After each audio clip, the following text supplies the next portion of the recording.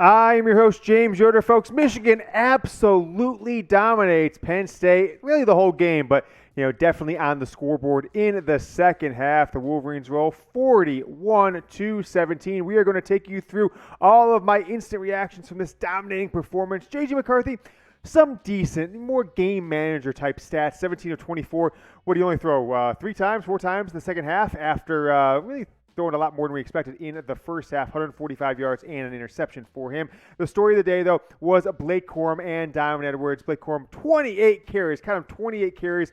He had over 20 in the first half as well, 166 yards and 2 touchdowns. From the receiving side, Cornelius Johnson, 3 catches. Michigan didn't do a ton through the air. On the other side of the ball, Sean Clifford, he had a big-time run in the game. He had a 60-yard down run inside the 10, then Penn State punched it in. But the running backs for Penn State, led by Nicholas Singleton, the former 5-star recruit, did absolutely nothing all day. And that was, in a lot of ways, Michigan's ability to run.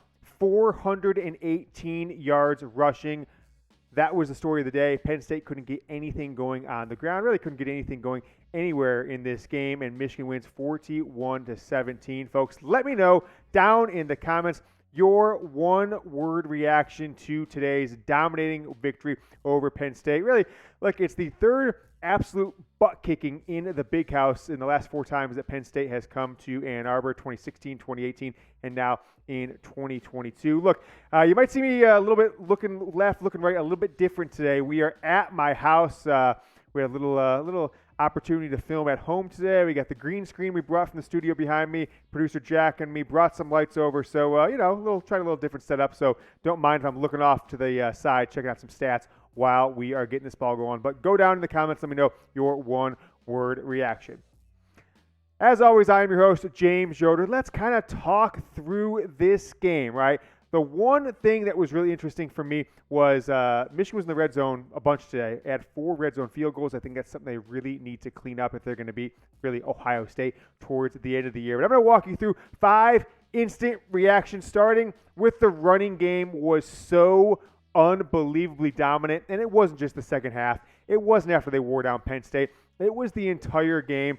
And look, Michigan's got a 2-headed monster here. I told you Thursday and Friday, I said, look for Donovan Edwards. I thought it was going to be more in the passing game. Turned out it was in the running game. Okay, cool. Nevertheless, they were featuring him, trying to give him the ball all week in practice. Blake Corum, Donovan Edwards, and J.J. McCarthy really got it going. Edwards with 173, Blake Corum with 166. Edwards did that 173 on only 16 carries. Those 2 running backs blew this game open when they had back-to-back 60-plus yard touchdown runs in the third quarter. J.J. McCarthy himself, 7 carries for 57 yards. Let's get the Go Blues in the comments. I am so sick of Penn State fans like that complete bum chugging Gimme, who's been, him and his friends been in our comments all week. So give me a Go Blue in the comment. Let's make sure we drowned out all the Penn State haters and losers, of which there are many that have been in our comment section. Talking about James Franklin, talking about Sean Clifford, talking about this Penn State team that was going to come in and beat Michigan at the Big House. Not so fast. Go down and give me a Go Blue in the comments. Folks, one of the things of the stories of the game before we tap into the rest of my overreactions was how crazy the first half score was. Michigan at one point in the middle of the second quarter was up like 193-9 from a yardage perspective. At the half, take a look at these stats. Michigan with 274 total yards to Penn State's 83, 106 passing, 168 rushing to 66, and 60 of those were on Sean Clifford's long run that really got Penn State back in the game. But you had that long run on 3rd and 1 where Michigan was selling out to stop the running back, and then he got down inside the 10-yard line. They scored on 4th down. They actually went for it. Next possession, J.J. McCarthy tries to make something out of nothing with the pass rush in his face. Ball is tipped, intercepted, run back for a pick 6. All of a sudden, Penn State's up 14-13. Michigan gets a field goal before half to have a 16-14 lead. McCarthy was throwing the ball in the first half. 13 of 20 for 106 yards. So when we kind of extrapolate that out to the rest of the game, he went 3 of 4 in the second half for 39 yards, right? That was his second half stats. Michigan was classic, just kind of pounding the ball into Penn State's face once they got a 1, then a 2-score lead, and that was really the story of the day. And that's my number 2 instant reaction. This was classic Harbaugh. Look back to some of the best games in the Jim Harbaugh era at Michigan. Jim Harbaugh era with the 49ers, Jim Harbaugh with Stanford when he beat, number one USC back, when 2007 when he crushed USC and went for two at the end of the game for like 55, 56 points on him in 2009. It was just absolutely running the ball down their throat, and that is what we got from Jim Harbaugh today. The Michigan offensive line, the Michigan defensive line, we'll talk about them in a second, but this was a Jim Harbaugh game plan. This is a manly team. This is a tough team. This is a team that, if you're looking forward 5 games to the Ohio State matchup, November 26th, this is a team that can bring that same game plan on the road to Columbus and absolutely kick Ohio soft universities' butt. And I'm excited what we saw out of this team today in this 41-17 win. Today's show is powered by BetUS. I won some big-time money on Michigan today, baby. Got that 7-point spread, and I won. Make sure you guys are making all your sports bets with BetUS this fall. Promo code GoBlue. Go to chatsports.com/GoBlue. You'll be redirected to the sign-up page with BetUS. Make them your sportsbook partner. You get a 125% deposit bonus. We're keeping it rolling for the month of October. You put in 100, extra 125, 200, extra 250, 300, extra 375, and up from there. Have all kinds of extra cash to play with if you lose a few bets when you get started. Go to chatsports.com/GoBlue. Don't miss out on the BetUS deposit bonus. Next, overreaction. Blake Corum, Heisman.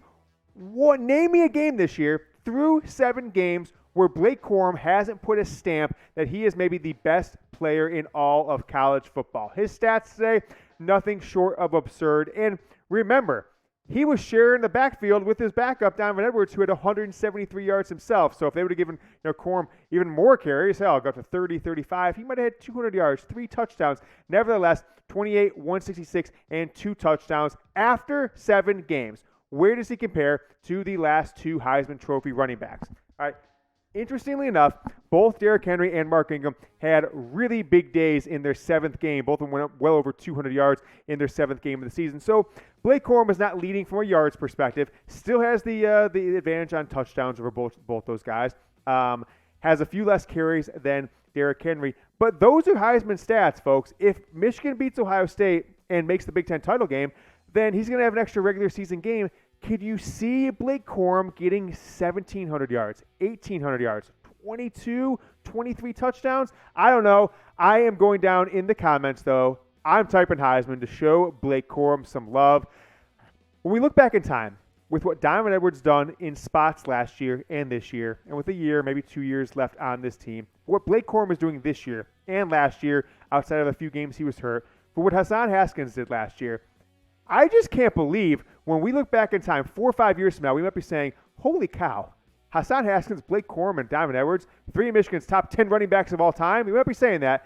We're all in the same backfield for that 2021 team. What an absolutely special team it was, and they're continuing it on through this year. Blake Corum, in my mind, is right up there, should be in the top 3 or 4 in anyone's Heisman list. My game balls, though, in this game, they're not going to Corum, not going to Edwards, not going to anybody else. The offensive line, 418 yards rushing against a top 10 Penn State team that had the number 5 rush defense in the country, and Michigan drops 418 yards on them. Offensive line dominated. Defensive line absolutely dominated this game. They were in Sean Clifford's face all day. They were stopping the run left and right on Penn State, especially early on, outside of that one Clifford read option run that went for the 60-plus yards. What a day by the offensive line. What a day by the defensive line. And Michigan won this game in the trenches. And I think that's a great sign for when you look forward to Michigan State in 2 weeks and then Ohio State 6 weeks from now. We're creeping up on 22,000 subscribers, the biggest YouTube channel that covers Michigan football in the universe. Make sure you guys join the party. This is looking like another championship run. Michigan is 7-0 for the first time in back-to-back seasons since 1973 and 1974. Kind of crazy to think about that, during the Lloyd Carr years especially. They'd always drop a game early, and then they'd kind of turn it back on for a little while. But Jim Harbaugh has put together back-to-back years, and with next year's team looking just as strong, this is maybe one of the better 3-year runs we're going to have in the history of this program, at least in the modern era. Make sure you guys subscribe. We'll be doing videos every single day this season, and all offseason into a 2023 Michigan team. Hell, they could be the ranked number 1 team in the country. But how about that 2022 team? Like that segue, Jake? Jack. This 2022 team. Name me a program that deserves to be number one more than Michigan, right? You go in, you drop 50 plus, you average 50 points a game over the first 4 weeks of the year.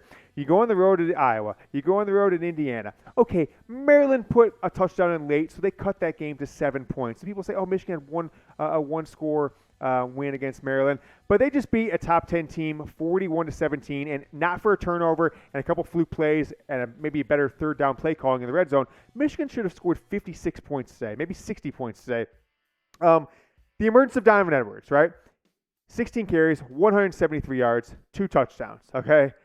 He had more yards rushing than Blake Corum, just as many touchdowns. You've got that combination. You've got maybe the best offensive line in the country, the best 2 running back combo, starter and backup by far in the country.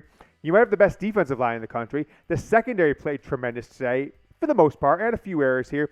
I think the only real weakness I've seen from Michigan right now is the linebackers in spots. So, with that being said, Michigan, I think, although they won't be ranked number one in anybody's polls come Monday, I think Michigan has a claim, as good of anybody, to be the number one team in the country. A lot of Ohio State's fans will say, oh, Ohio State's number one. Well, they had a really tough time with Notre Dame early on, even though they've kind of turned it on from there. My take, folks, they haven't trailed in the second half all year.